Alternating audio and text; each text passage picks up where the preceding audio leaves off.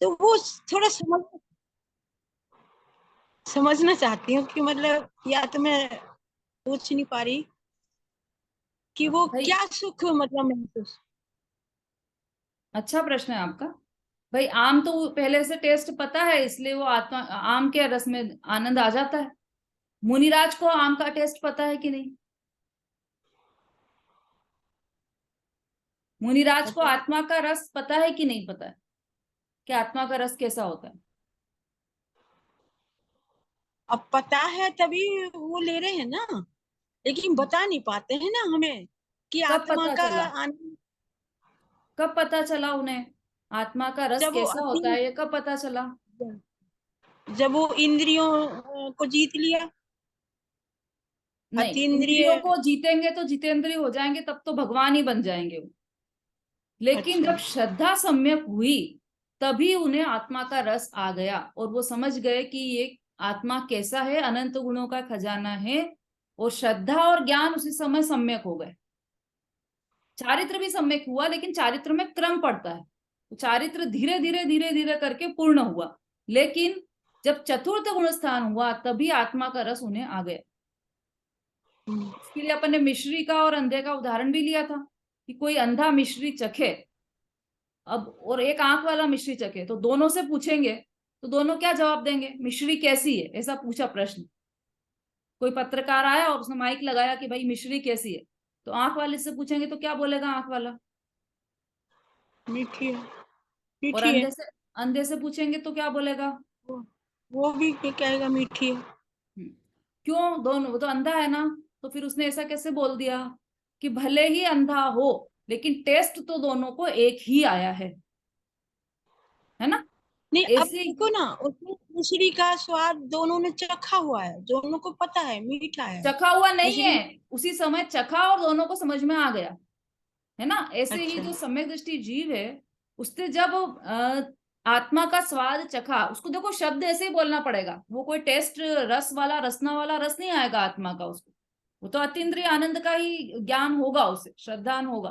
तो वो टेस्ट स्पर्शन रसना घ्राण चक्षु, ये तो पुद्गल की पर्याय है ना? स्पर्श रस गंध वर्ण, ये तो पुद्गल के गुण है और पुद्गल की पर्याय है, तो ये आत्मा में लागू नहीं पड़ेंगी। लेकिन उदाहरण तो इसी से देना पड़ेगा, क्योंकि आप तो उसी के बारे में जानते हो, आत्मा के बारे में नहीं जानते हो।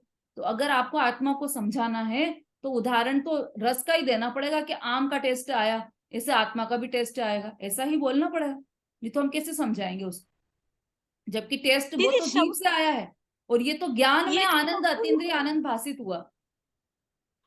दीदी, ये तो सबको ही पता है ना कि भाई अतीन्द्रिय आनंद है और मतलब आत्मा का सुख है, आत्मा में आनंद लेते हैं।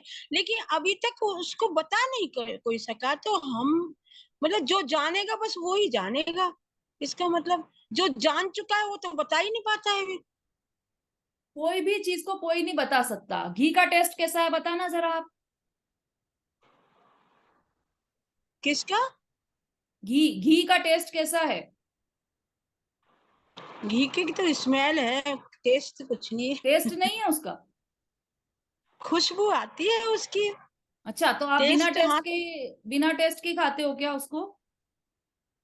हाँ, उसको बता नहीं पा रहे टेस्ट को बता क्या नहीं है। पा रहे हैं, यही यही बात है कि हर चीज अव्यक्त होती है। जो आपने अनुभव किया है उसको नहीं बता सकते आप,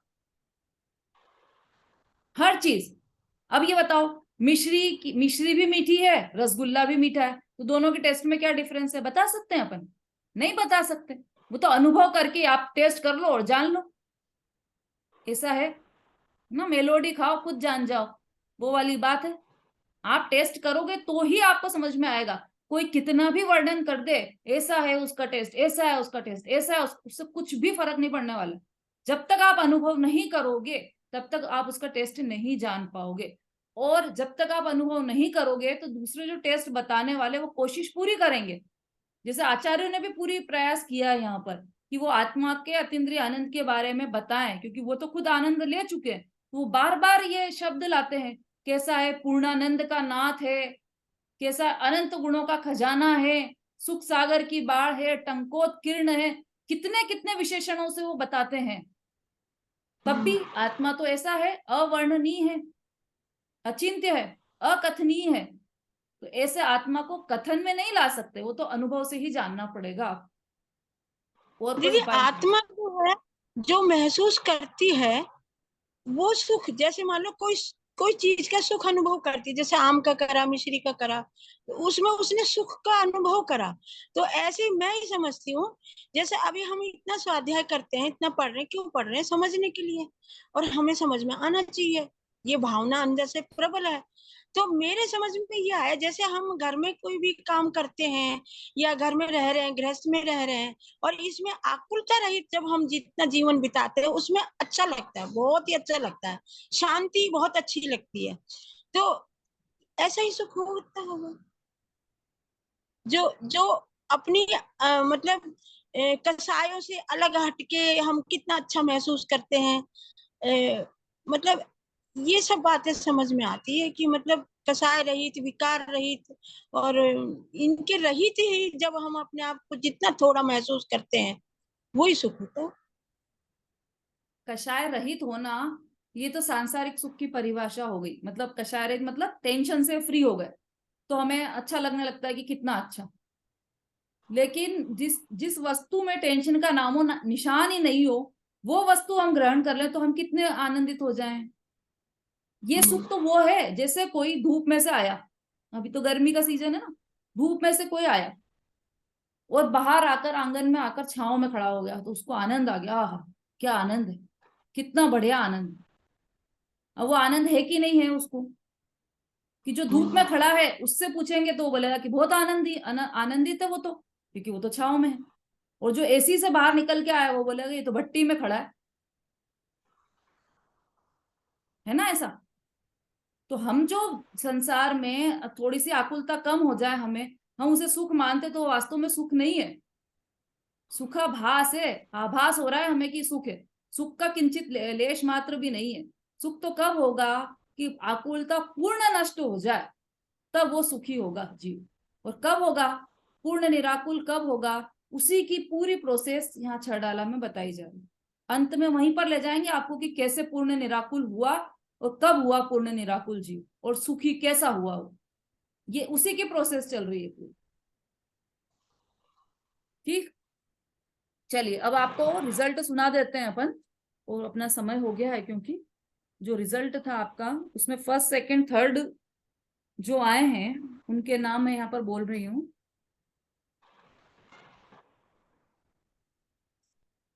दो पेपर हुए थे हमारे, 4.1 और 4.2।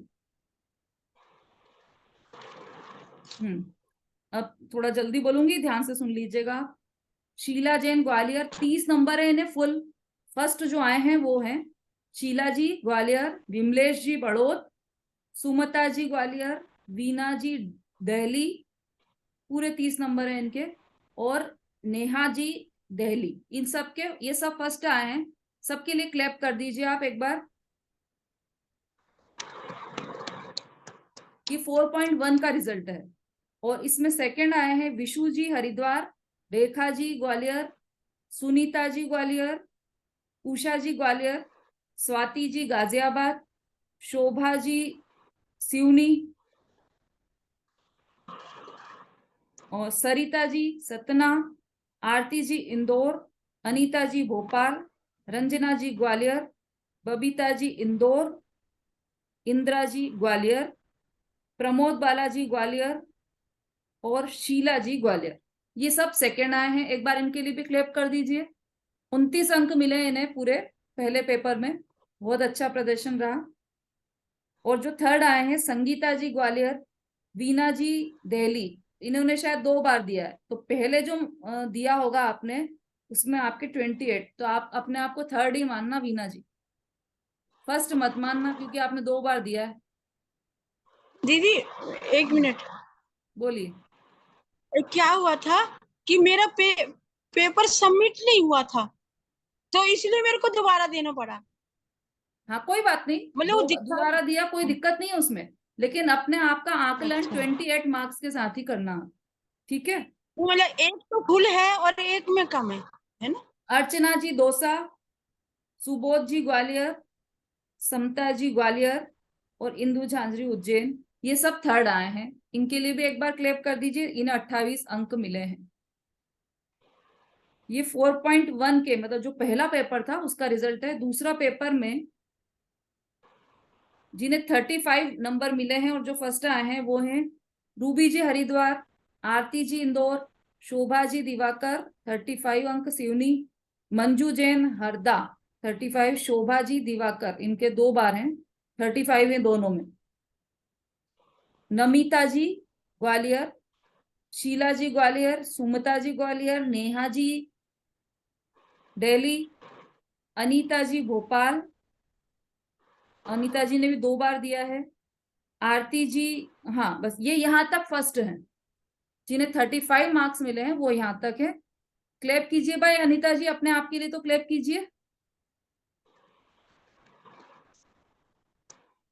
चलिए, जिनके 34 मार्क्स आए हैं, आरती जी इंदौर, वीना जी दिल्ली, संगीता जी ग्वालियर, रेखा जी ग्वालियर, रमा जी, नंदिता जी न्यू दिल्ली, अभिलाषा जी ग्वालियर, इंदिरा जी ग्वालियर, सुबोध जी ग्वालियर, ये सब सेकंड इन्होंने स्थान प्राप्त किया है, द्वितीय स्थान प्राप्त किया है, बधाइयां सभी को। और जिन्होंने थर्ड स्थान प्राप्त किया है वो हैं विमलेश जी बड़ौत, संगीता जी।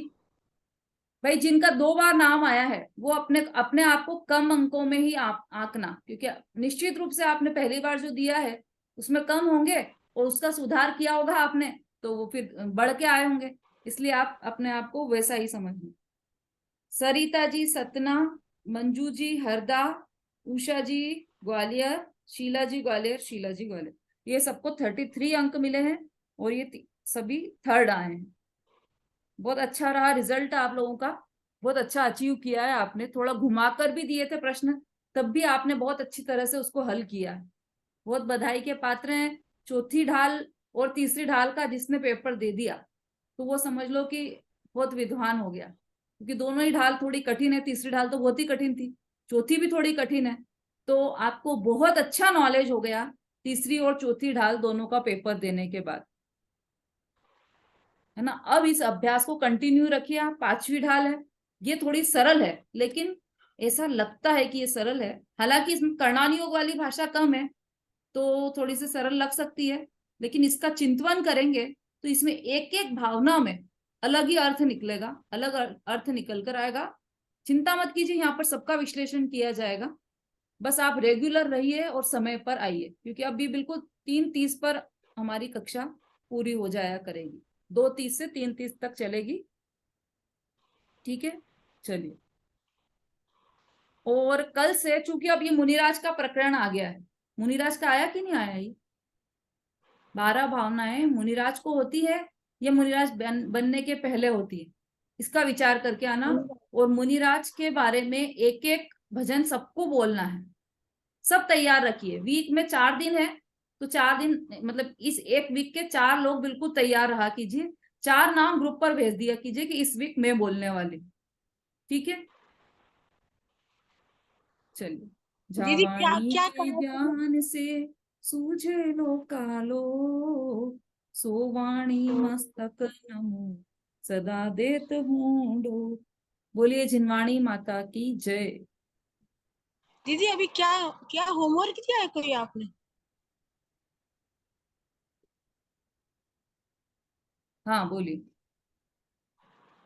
क्या क्या बोल रहे थे अभी आप, क्या करना है हमें? करने थे बस, वो समय निकल गया, मुझे भी ध्यान नहीं कि क्या बोला है।